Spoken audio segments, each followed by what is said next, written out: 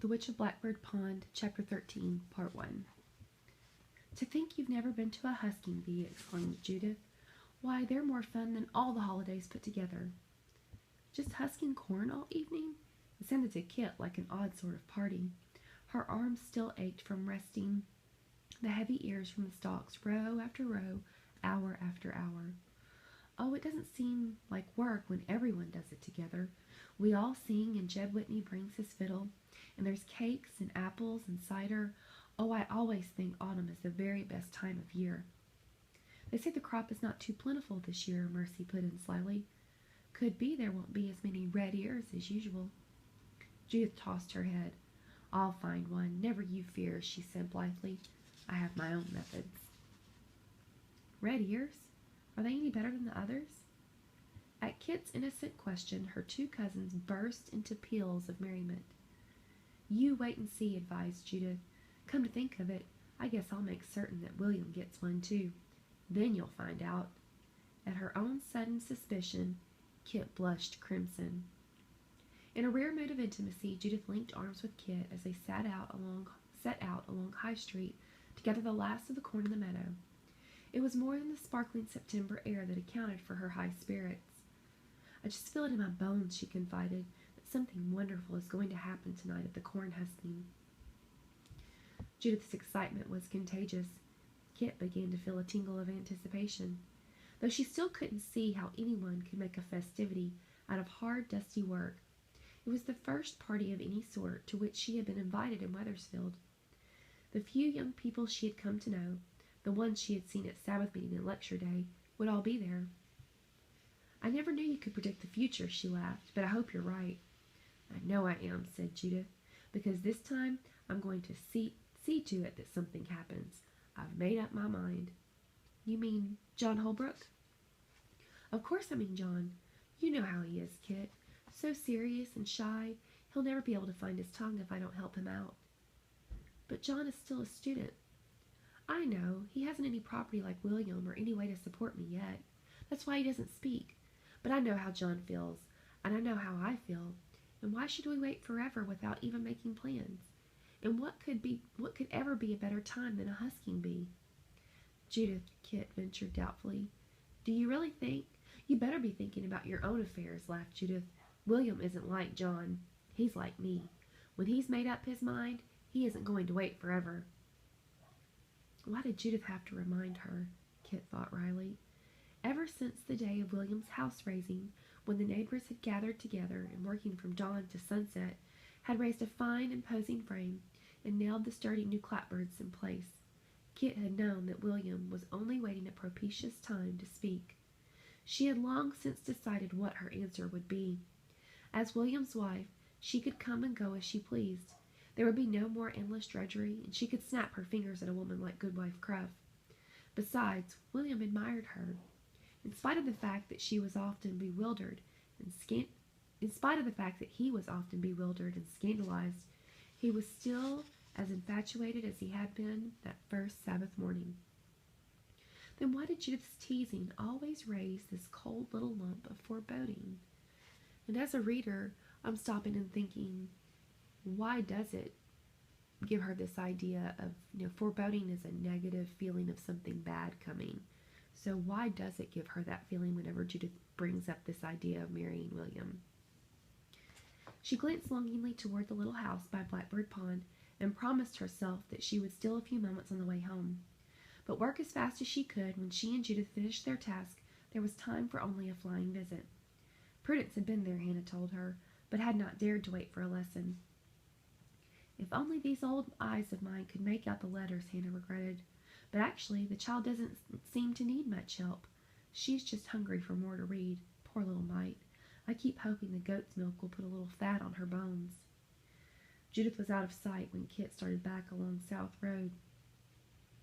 But to her surprise, she glimpsed a familiar white-black hat in the distance and paused to wait as John Holbrook came lopping along the road to catch up with her. "Dr. Bulkley sent me to find some skunk cabbage," he explained, waving a bunch of green. "'Tis a rare cure for asthma, he says. How do you come to be walking alone?" Judith went on ahead, she explained. Had he hoped to meet Judith on the road? I stopped to see Hannah Tupper.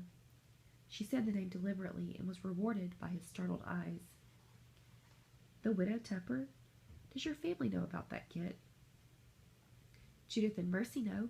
Hannah is a good friend of mine. She is a Quaker. Does that matter?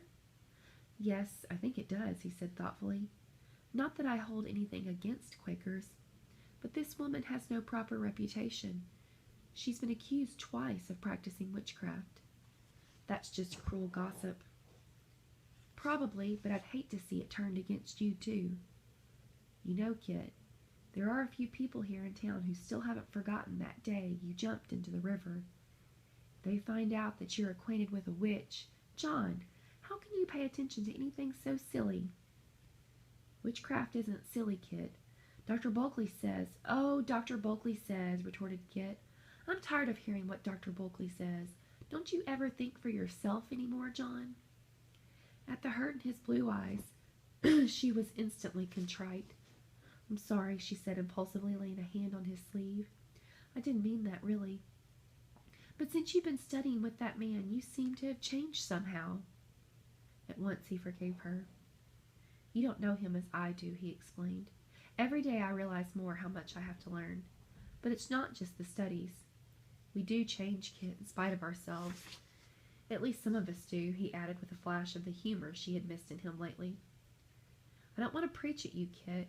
It's just that the Quakers have a name for stirring up trouble, and it seems to me you managed to get into enough by yourself. I know, agreed Kit cheerfully, but it's Hannah who's helping me to change. If only you knew her. John walked beside her, listening earnestly as she tried to make him understand the lonely woman in the meadow. Presently they reached the crossing at Broad Street, where John would turn toward Dividend, and they stood for a moment, both unwilling to end this rare moment of comradeship. John took off his hat, leaned his elbows on the fence post, and stood gazing reflectively back at the meadows, the wind stirring his fair hair. All at once he turned and smiled at Kit with the same unexpected sweetness that had warmed her heart that first day in Saybrook Harbor. 5 months, he said, since we came here together on the Dolphin. Such high hopes we had, you and I. It has turned out well for you, hasn't it, Kit? A fine big house going up, and a good dependable fellow like William. I hope you will be very happy. Kit colored and looked down at the browning grass. She did not want to talk about William. And you, John? She asked instead. Perhaps, he answered, and the smile lingered at the corners of his mouth. We shall see. Sooner than you think, maybe, thought Kit.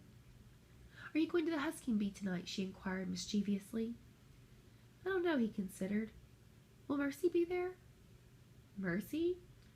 Why, no, I don't suppose she can be. It's more than a mile away. Then I think I shall spend the evening at your house instead. I seldom have the chance to talk to her. But they say a husking bee is such... Slowly she began to realize what he had said. John, why should you want to talk to Mercy? His eyes twinkled. Why do you think I come over so often? But we all thought, it has always been Mercy, from the very beginning. Didn't you guess that? Oh, John! In a burst of incredulous joy, Kit flung both arms rapturously around his neck. With a startled glance up the road, John tactfully freed himself. His very ears were pink, but his eyes were shining down at her. I'm glad you approve, he said. Do you think I have a chance, Kit? A chance? Just you try. Oh, John, I'm so happy I could dance a jig. I can't try yet, he reminded her soberly. I have nothing to offer her, nothing at all. You'll have a church of your own someday. Only, do you think she could manage a minister's household? There are so many things Mercy can't do, John. Then I will do them for her, he said quietly. I don't want a wife to wait on me. For Mercy just to be what she is, I could never do enough to make up for it. Then tell her tonight, John, she urged, remembering the longing in Mercy's eyes. Perhaps, he answered again. We shall see. Walking home past Meeting House Square, Kit could hardly keep from dancing. She wanted to shout and sing. Mercy and John Holbrook, how right, how exactly, unbelievably right. How could she keep from telling someone? They must see that she was bursting with excitement. Judith would surely. Judith. Her jubilant feet came suddenly to a halt. How could she have forgotten?